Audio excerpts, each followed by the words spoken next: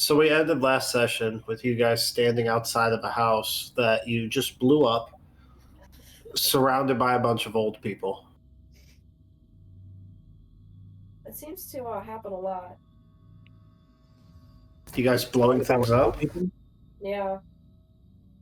I don't think we've blown that many things up this session. The last campaign, we blew up the town. Yeah, Well, I think it's just that it's back-to-back campaigns. That's how we solved it. Yeah, I mean, solving things with an explosion is always a good option. I know, but it's just a little too. Just There's one of There's those no things. evidence of it.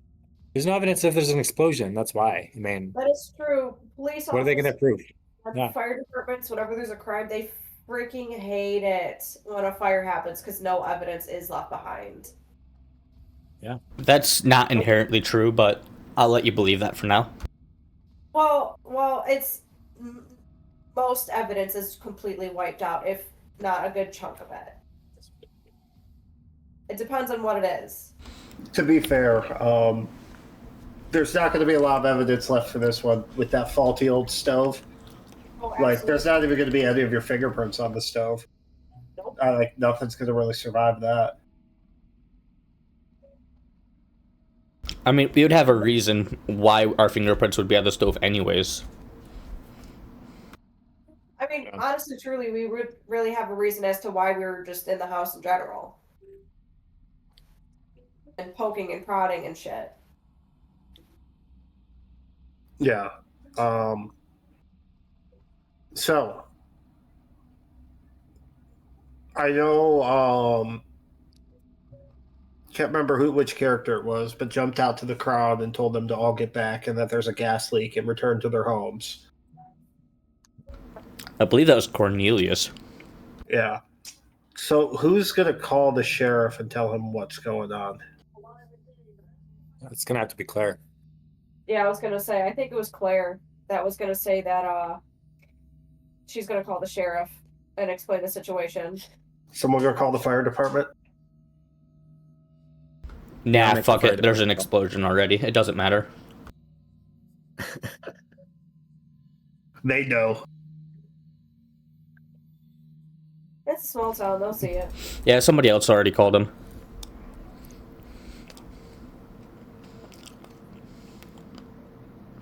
Well, especially if we have a bunch of like old people just standing out in the cold.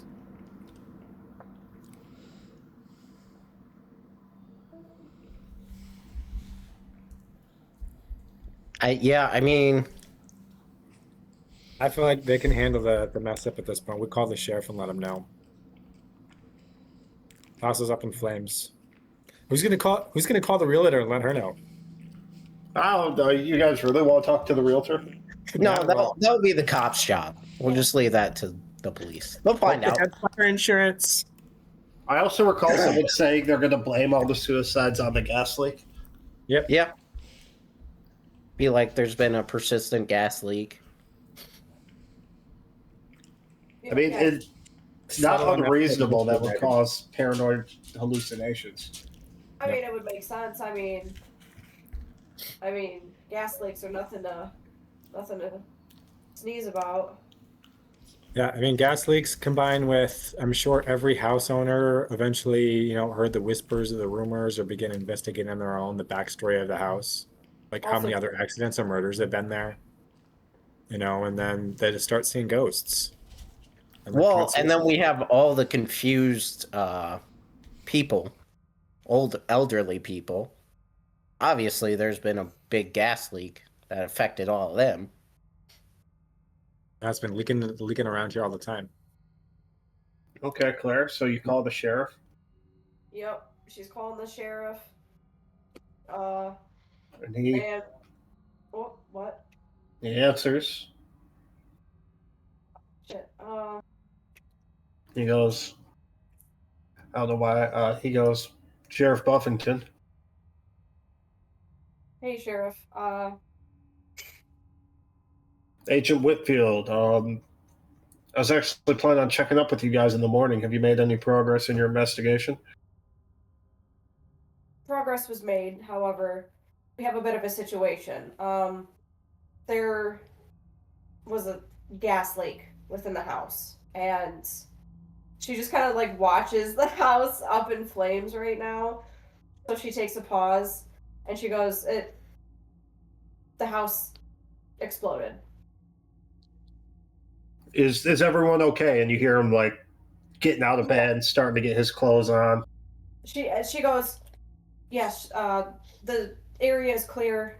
There were, other than us within the house, there. Some civilians are injured, but not. While this call is going on, injured because they fell and broke their. Oh, I forgot that they were that close. We'll say from the shockwave, yeah, from the shockwave, there seemed to be a few civilians that may have been injured. So paramedics will need to be called. We're securing the area, but the house is. Spence is going to walk over to Claire and try and get her attention. Let her know that we need to report that we don't know if somebody's inside or not, because the professor is the professor's car's here, but we haven't seen him. Oh! I forgot about that too. See, that's what happens when there's a long break. I don't remember. So yeah, she's gonna look up at Spence and definitely catch on and say, we don't know if anybody else was in the house when the explosion happened. And that there is a missing person. And that there is a missing person, yes. Okay. He's like, okay, yeah, I'll touch base with you when I get down there. And he's like, have you already contacted the fire department? Did somebody say that they were? We're not sure if anybody has yet. Or yeah. I thought someone. We assumed a random old person would just do it. We'll just say Jack did it. Jack called the fire department and said, "Hey, there's fire on." I mean, it's fine if no one did. We'll just say like Jack. I mean, called. this is what you guys were calling the other emergency services to try and get this all handled. Hey, we need paramedics. Yeah, I would just say that we need paramedics and fire. So you hear, a whole bunch of sirens and shit, and I imagine you're helping old people back into the house. Yeah, pretty much. Helping the old people around. Yeah, you're elbow dropping elderly people. As one does. Well, yeah. What else are you supposed to do with old people? And as you're, bringing them in and everything, Sheriff Buffington arrives, a fire truck, an ambulance, like the whole fucking kit caboodle. And, they're all rushing out, fire departments, trying to hook up to the hydrants and everything. It's cold as fuck. They're trying to prevent the fire from spreading to other houses. Sheriff Buffington's running around to, try and get a grasp on the situation. And he comes up to you, Claire, and he's like, okay, can you tell me what went down here? He's got his pen and paper out ready to take notes. Trying to think. This is more me out of character trying to formulate my thoughts here. But probably like something along the lines Claire would say, we were in the house investigating. That's what we were. Why are you giving me that look? Trying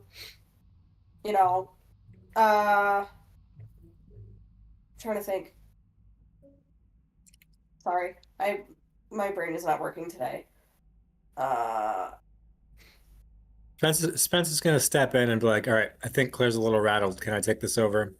Yeah, thank you. Handle the report. Sheriff, we entered the building. We had called the professor to come to town a couple days ago. He was supposed to meet us here. Seemingly, we assumed he was already inside the building. We got here since his vehicle is here.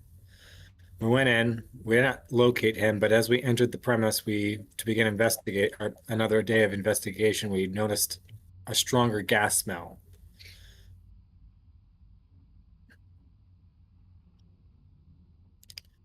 We tried to get everybody. We established that we should get out of the house, but shortly after we got out of the house, something must have caused it to ignite because then the house went up in flames.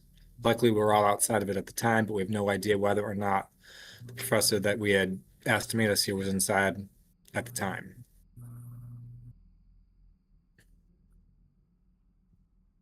He's taking down the notes. He's like, okay, so he could have been inside the house when it went up. All right.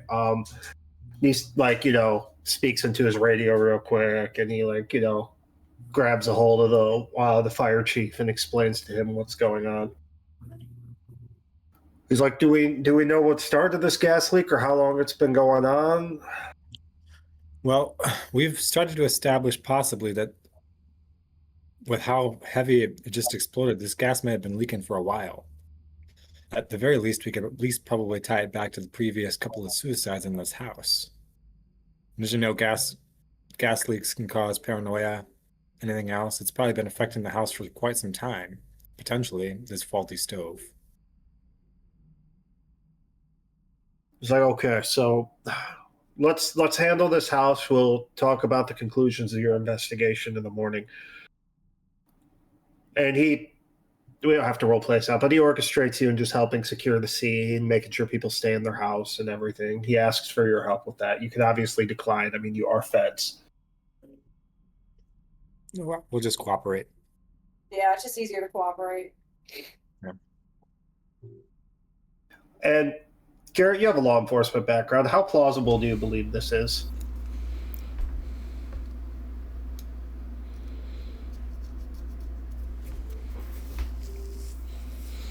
I mean, I think it would be...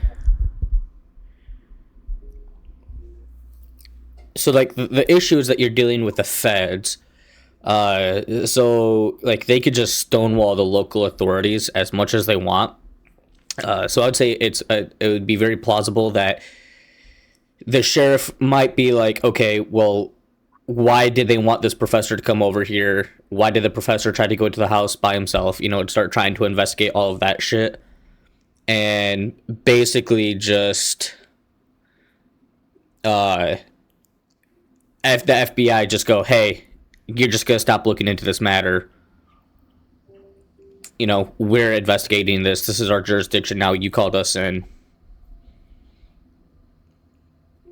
And it probably really wouldn't be looked into.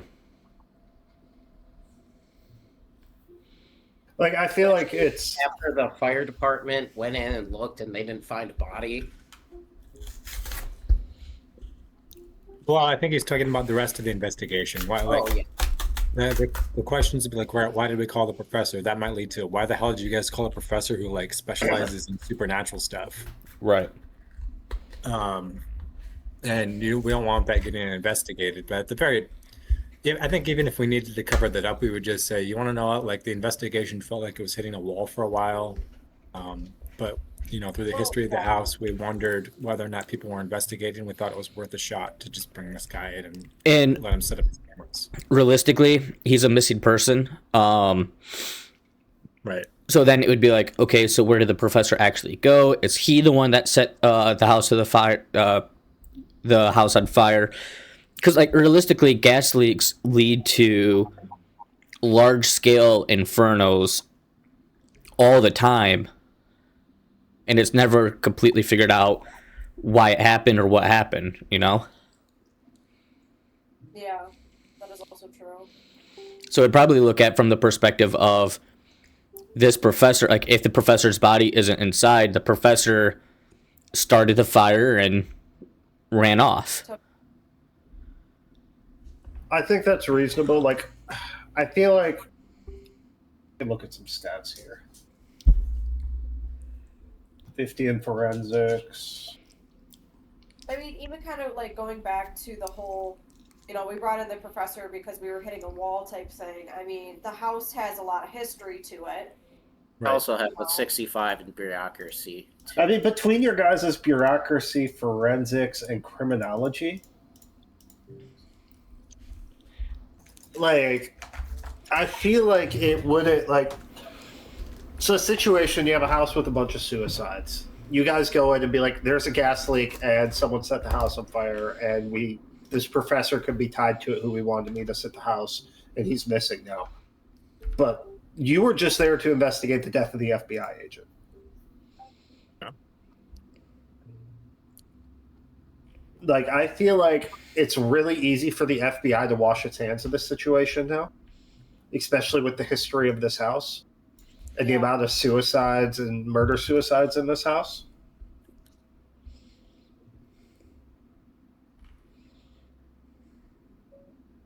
So I feel like you guys handled the situation well enough. So are you going to get in touch again with your handler? You going to go back to the green box and store whatever cursed shit you have? Maybe rebury the body of the child? Yeah, I was gonna say, does that kid really need to be unburied? I think the child gets reburied, the rest of the shit just stays there. You just renting a U-Haul and taking it to the cemetery and reburying the child in the middle of the night? Yeah, a little. To be fair, it is the middle of winter. It will take quite a bit of effort to dig through. All right, cremation. Cremation? This kid is like from what, 1940? Yeah. His parent, like, not gonna exhume him to be like, I wonder if that child's body is still in that hole. Let's check. We just need to drowning. Yeah. They're not gonna hurry. There's nothing to be exhumed. And again, it's almost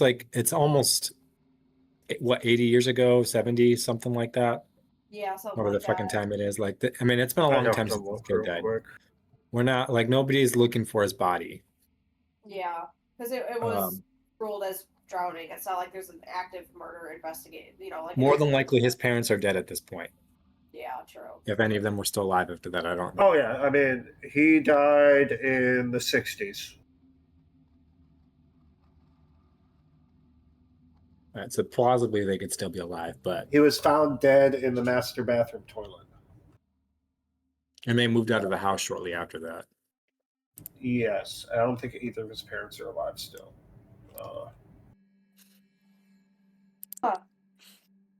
His sister is. Once again, though, as long as I'm sure the previous FBI agent made sure that and his mother technically, but I'm pretty sure she is in she is in a mental asylum. Yeah, that checks out. Yeah.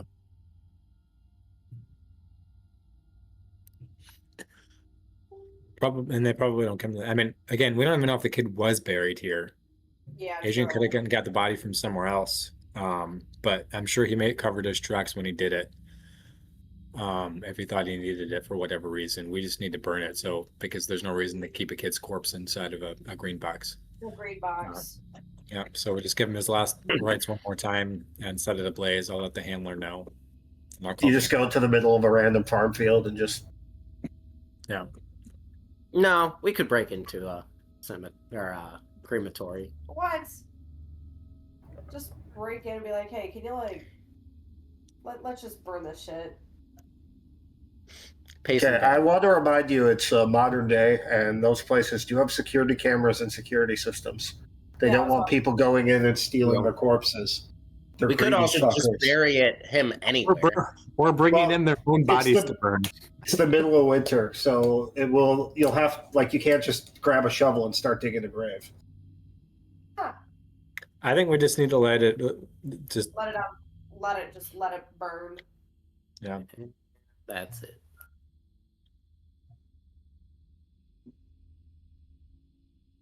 Yeah. Granted, I don't know how hot the flames actually have to be in an open. Can't point out, great job by fucking Illinois killing the clock there. Yeah. Taking 2 minutes to go 10 yards. Beautiful clock management by them. Hey, and I'm getting the Tennessee to jump off like that. Great. Fuck the SEC. Yeah, we already had that discussion. So your plan is to just take the body into the middle of the field in the middle of the night while the coffin, just cover it in gas and burn it? Yeah. I mean, it's not gonna burn the body all the way though. That's the issue. He's just bones though now, right? Basically, yeah. I mean, he's been interred for nearly 60 years. Well, the thing is that with human bones, they need to turn into ash. They need to be like really, really, really hot. And usually, and I only know this from listening to a bunch of podcasts. Usually, when people try to burn bodies, even just bones, it's not gonna burn them off all the way. Oh, you're right. It won't burn them off all the way, but they'll just have a random skeleton in a burn pile in the middle of a field. That's what I'm saying. So. But once we burn it down, we could, I mean, scoop it and just. Yeah, take whatever shards are there and stick them in an urn, and then. Oh yeah, that's true. You could just leave it in the green box and call it a day. Yeah. So true, but that's another Delta Green team's problem. They can figure out what the.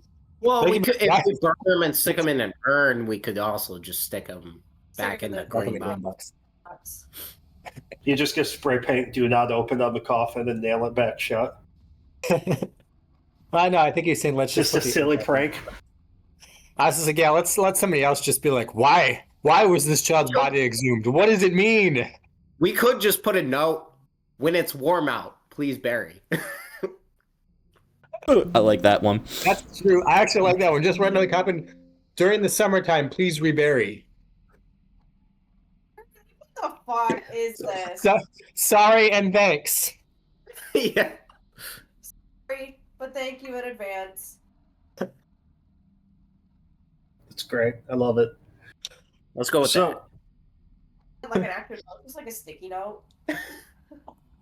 I was just imagining like a big black like marker just written directly on top of the coffin. Oh, I imagine it's Spence who gets back in touch with the handler. Yeah, Spence will call the handler. And I imagine it's a very brief conversation because you would know the handler doesn't care about the details. No, yeah, it's just a The handler cares about the official story so they can make sure it's clean on their end and that if the problem is resolved. Yep. So he just calls him and says, "Job's done. Gas leak leading to multiple suicides. House went up in flames in an explosion. One missing person." He just goes, "Is there any hope of recovery for said missing person?" Nope. Doubtful. He's like, "All right. Sounds like a pretty clean break. Damn shame that this stuff happens." Mm-hmm. And he hangs up. And let's just do a quick jump cut to 2 weeks later, because some of you have some trauma to deal with. No, we don't have trauma. What? Let's work the way down to Claire, who that was a weird experience for your character, I'm guessing. Oh yeah, I mean, again, the whole 95% of the time she thought everyone was just fucking with her. You know, again, the newbie agent, ha ha ha. And then it wasn't until she saw the apparition basically blowing its head off that she's like, okay, all right. You know, and then everything else after that. I mean, she also got sucked into a mirror and almost drowned. So, let's just say that Claire, like 2 weeks later, she's trying to get back to like a normal life, almost, and quote unquote normal. Obviously, she doesn't tell anyone about it because why would she? But she definitely has a fear of mirrors.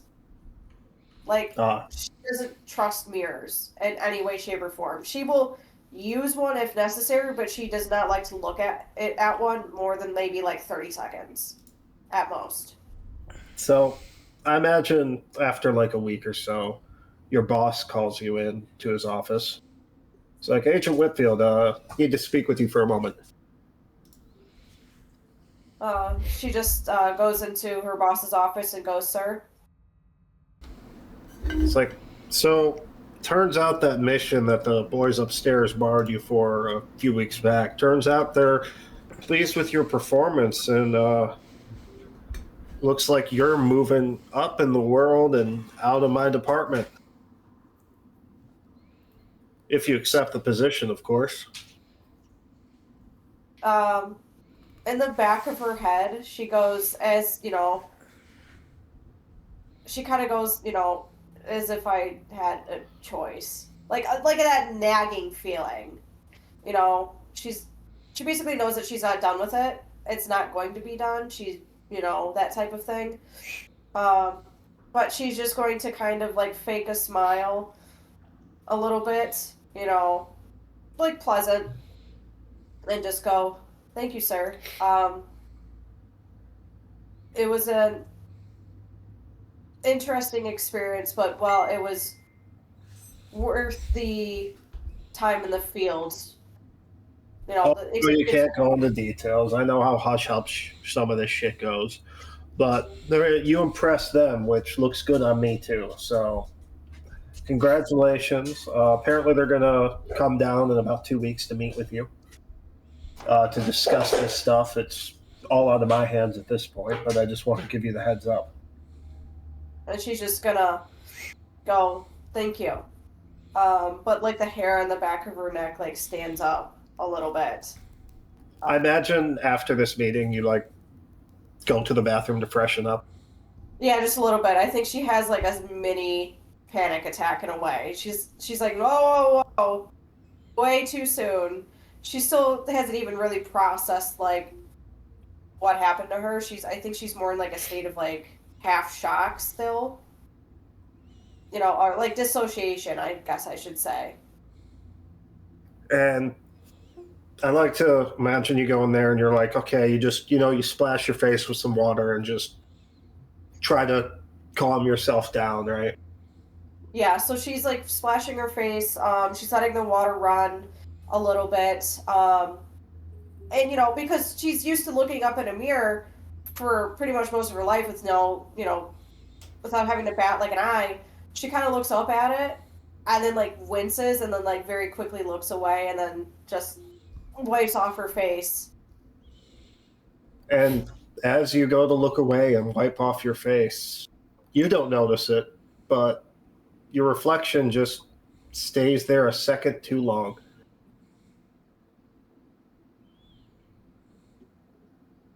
And now we'll go to Cornelius.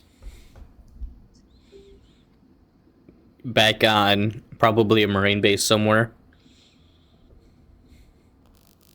Talking with the chaplain.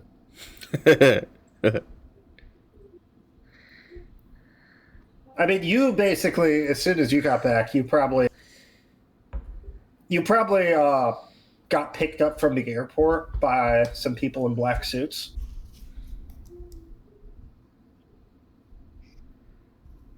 Because I imagine you probably had to fly back to whatever Marine base you were stationed at. Yeah. You probably got picked up from the airport by some people in black suits who were waiting for you. I don't remember. We had decided which base I was on. I can't remember. I want to say it was it fucking I can't remember. Yeah, but so we'll just say somewhere out west. Yeah. And you get picked up by these people in suits and they're like, are you what's your rank? Are you petty officer? Oh, you're yeah, what rank are you? What, like third class, second class, first class?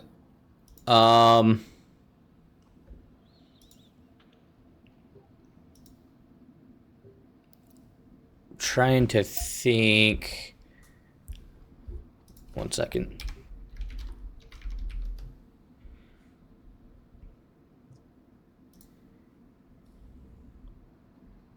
I think we decided that he's just a seaman. Yeah, he's just an E3 because of his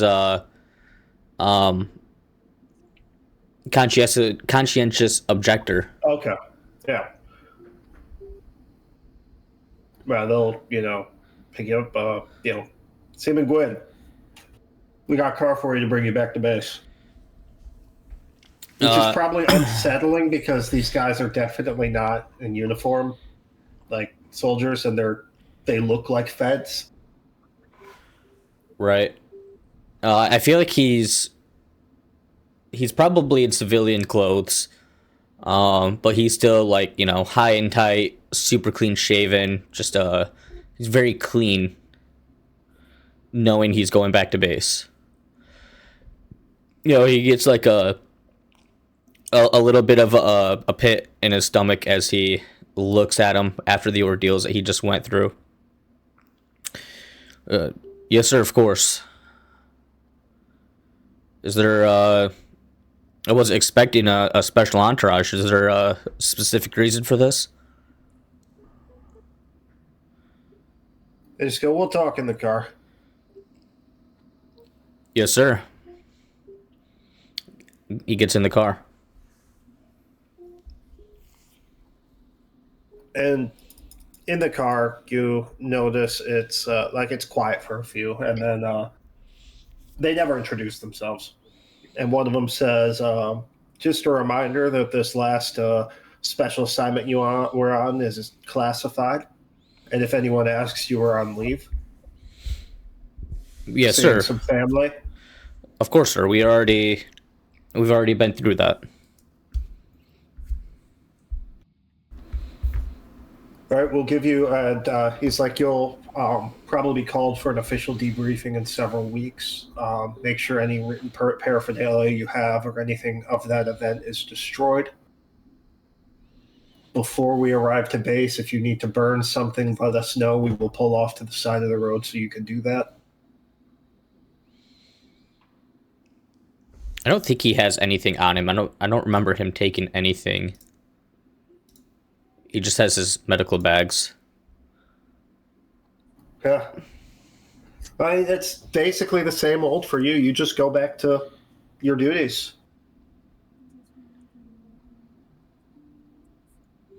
Unless there's something else you want to do in the meantime.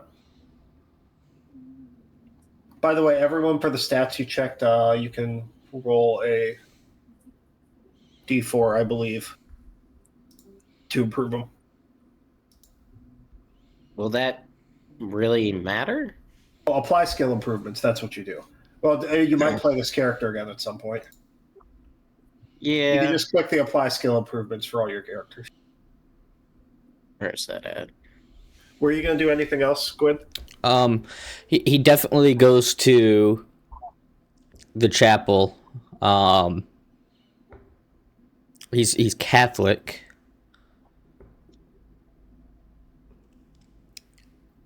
So the first chance that he gets, he definitely goes for confession.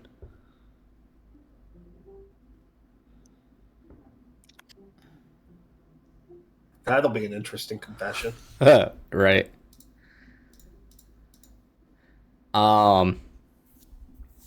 Imagine you go to different churches when you do confessions like this, so they don't see you again. Yeah, pretty much. But I think the very, very first thing that he does once he gets on base is that he goes back to his home, and at first he's super excited. The reason he goes straight home, before he even checks back in with his commanding officer that he's back on base, is that he wants to see his wife. He's super happy to be back to see her.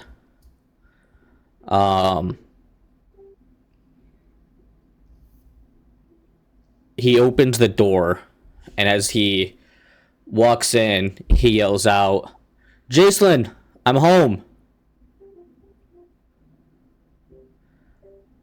And she just immediately responds, asking him where the fuck he's been, why he hasn't been messaging her back. He never called her while he's been gone, and just starts yelling at him. And I feel like he just, they have this big blown up fight. He throws his bag on the floor, leaves out. And I think that's when he goes to his first confession. Nice.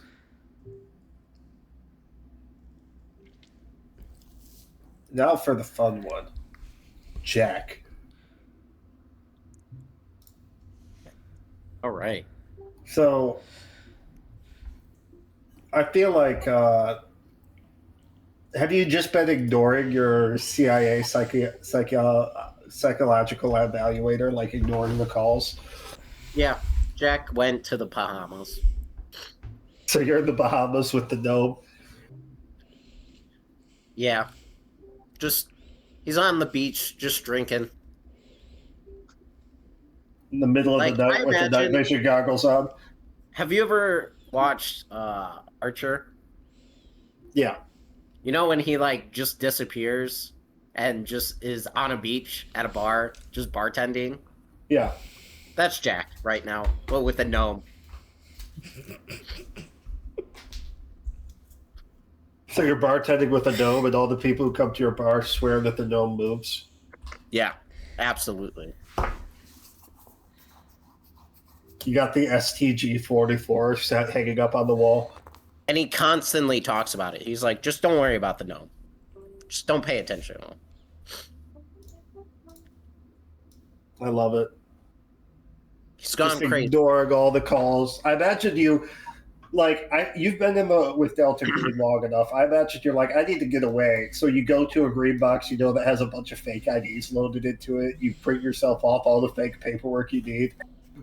Take a bunch of clean cash from the green box and just dip out to the Bahamas. Pretty much. I mean, he also has just a bunch of money stored Yeah. from being in the CIA. Like, I imagine you're paranoid. Yeah. But yeah, he's definitely used the green boxes to his advantage of hiding things from even the CIA.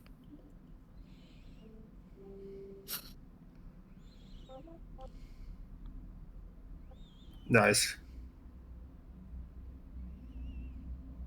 I feel like yours is pretty simple. Yeah. I feel like this is Jack's retirement. Repairs, which is also why he is just running a bar and drinking a lot. What about you, Spence? So I think for Spence,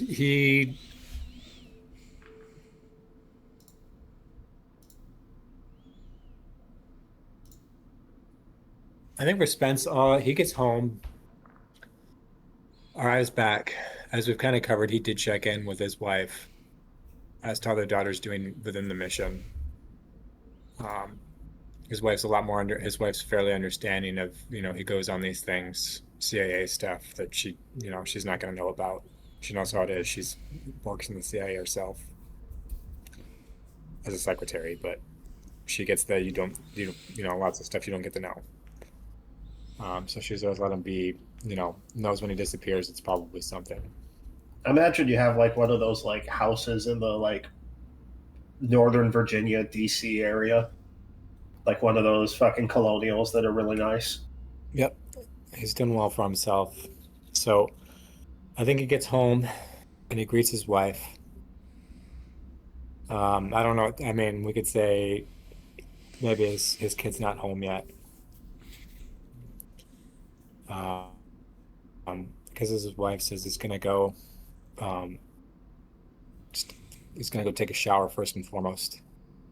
And I think he goes upstairs as normal and gets heads up, gets into the bathroom, takes a shower, and due to his OCD past trauma, he's just kind of scrubbing himself religiously. His wife already knows. Sometimes he just takes a shower and he's gone for a couple hours just in there. And while he's in there, he's just, going back over the events of what just happened and this entire mission and thinking about all of it again. And again, kind of just the guilt of bringing somebody in that could have not been there, didn't even really need him, and now he's dead. and that was kind of his call. And I think that he's sitting there just watching, like showering and cleaning himself in every crevice that he can think of. He's just kind of like silently crying to himself and breaking down a little bit, letting that be the place where he feels.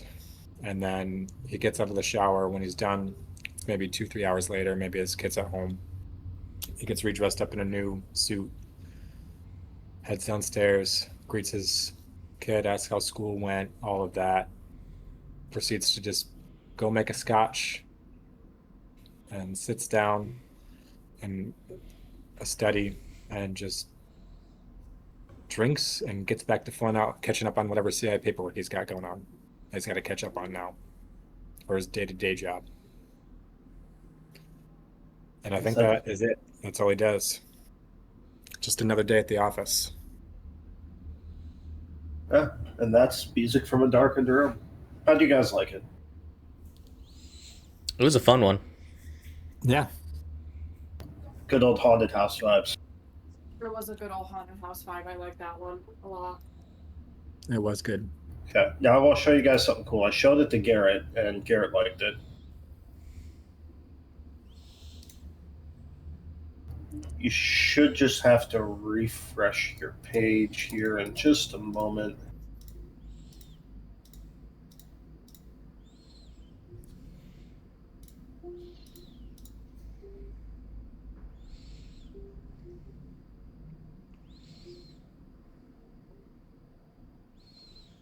Should be able to join. Yeah, I'm in.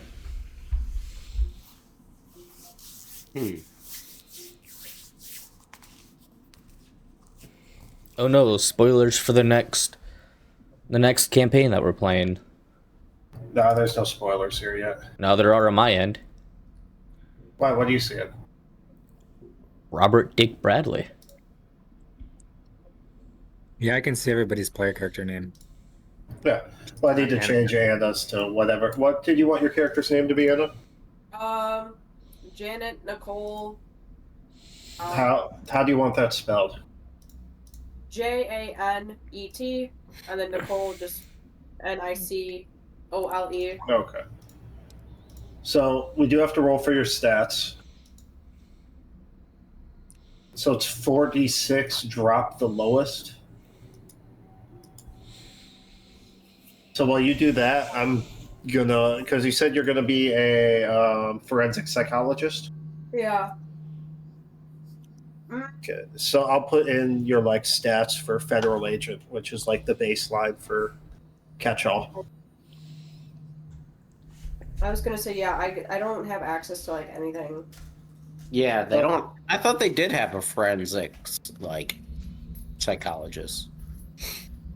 They have like physicians. They didn't have a specific for like intelligence agents, intelligence case officers, nurses, like program managers, soldiers, like all sorts of very specific like border Do they patrol just have agent. psychologists? Well, like you can add, because remember you get the 8 skills, you can add 22. Oh yeah.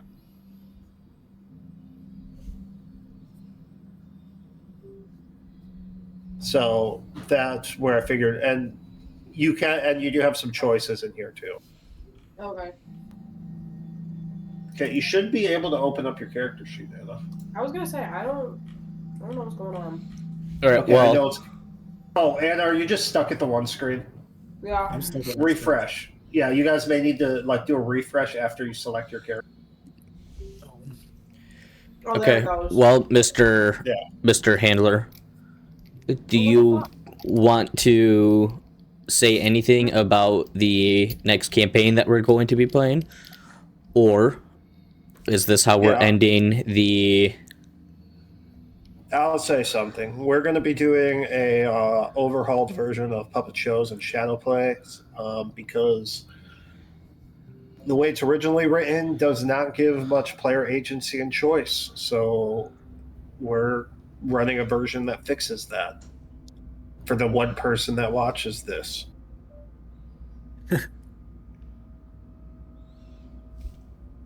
Hell yeah! Hey, that one person, better than no people. Shout out the real homie G. We will be back. We will be back in 2026 for some more Delta Green. Yay!